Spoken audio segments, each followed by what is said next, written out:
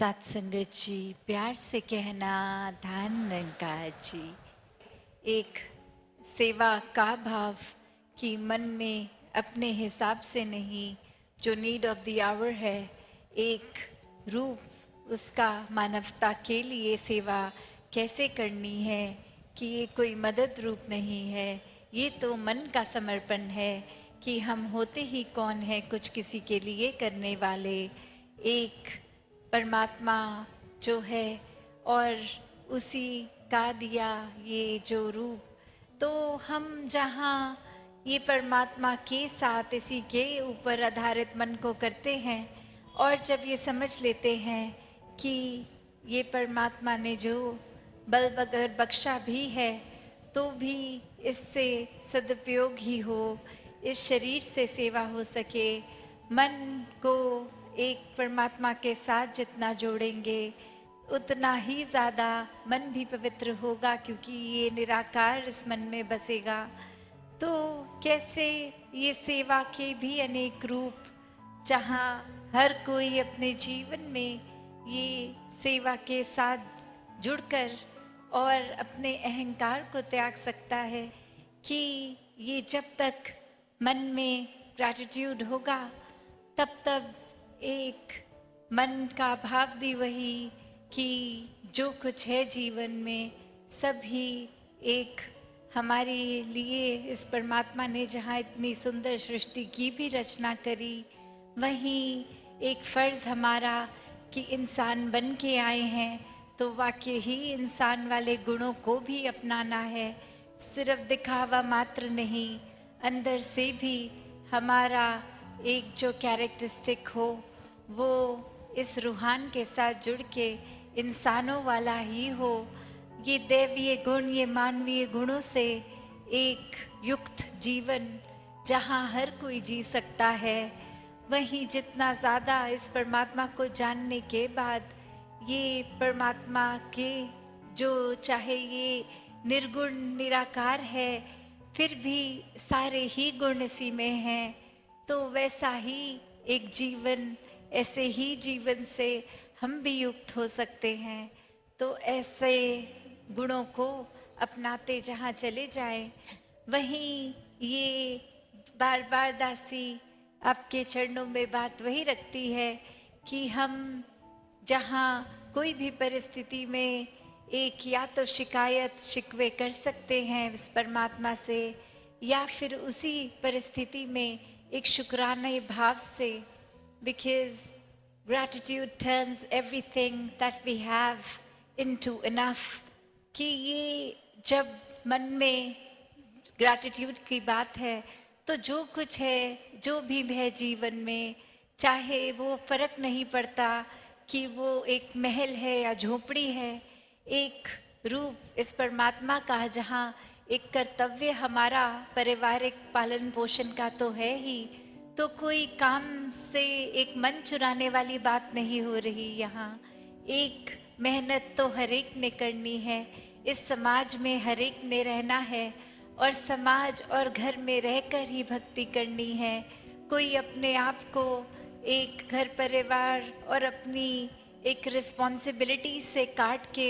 एकांत में कहीं दूर जंगलों में जाकर नहीं भक्ति करनी, क्योंकि एक परमात्मा ने जहाँ प्लेस किया है जिस रूप में, वहीं पे करनी है। एक आंख बंद करके नहीं, आंख खोलकर हर समय की।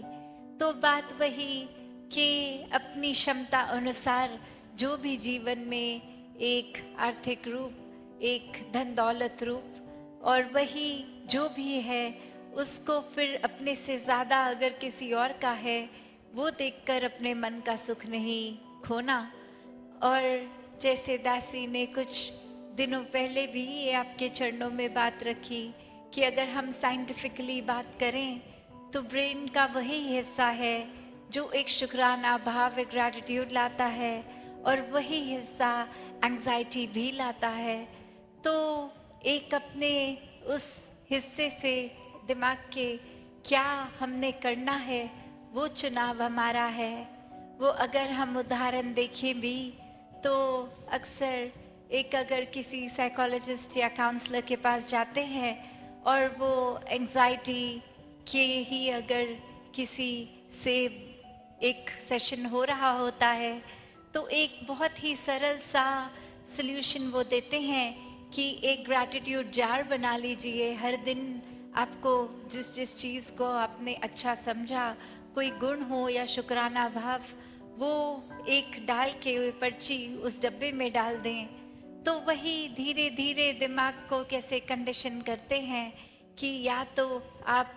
हर चीज़ से वो घबराहट, वो उथल पुथल, वो एंजाइटी ले सकते हैं या शुक्राना भाव।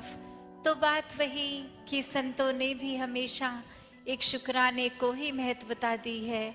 कि ज़रूर हम में अगर इस निराकार दातार ने समाज में रखा है तो कुछ अगर समाज की चीज़ें हैं जो बदलने लायक हैं, उसको जहाँ बदलना भी कर्तव्य है, वहाँ एक जो परिस्थिति है उसको भी बहुत रियलिस्टिक होकर एक उसमें भी शुक्राना करना है।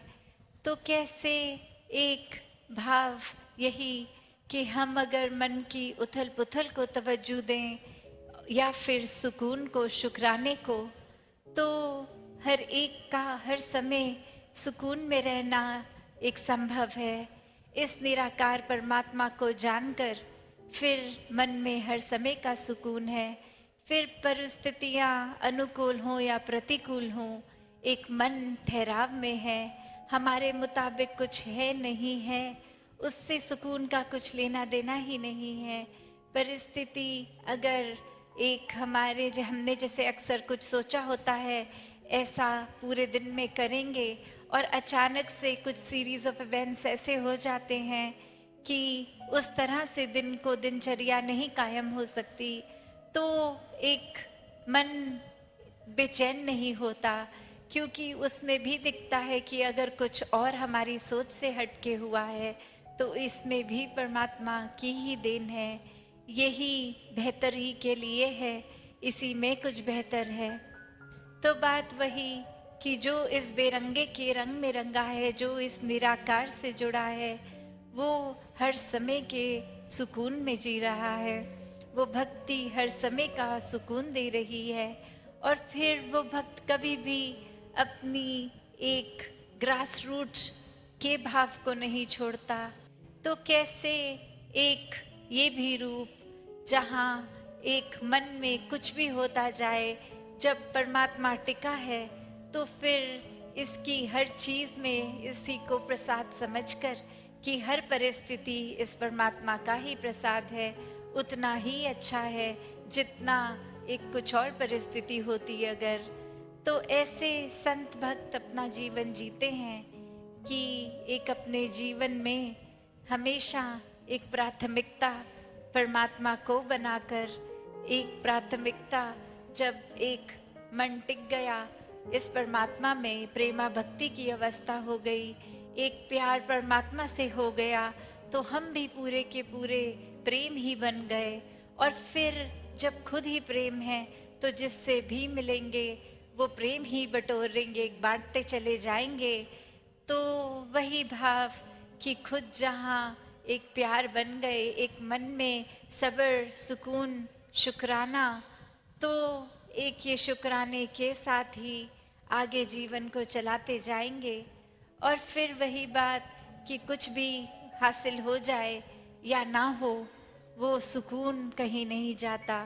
क्योंकि वो फिर दुनियावी चीज़ें जो इम्पर्मानेंट एक है उसमें एलिमेंट, चाहे सामान हो चाहे कुछ भी, तो वो आज जैसा है कल वैसा नहीं होगा, आज है कल पता नहीं होगा भी कि नहीं होगा। उससे अगर जुड़ जाएंगे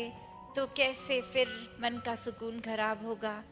तो एक वस्तुओं को वस्तु की तरह ही सदुपयोग जहाँ तक है वहाँ तक ही सीमित रखा जाए, उनको अपने मन पे इतना हावी ना किया जाए कि तबीयत भी खराब हो जाए, एक दिमाग भी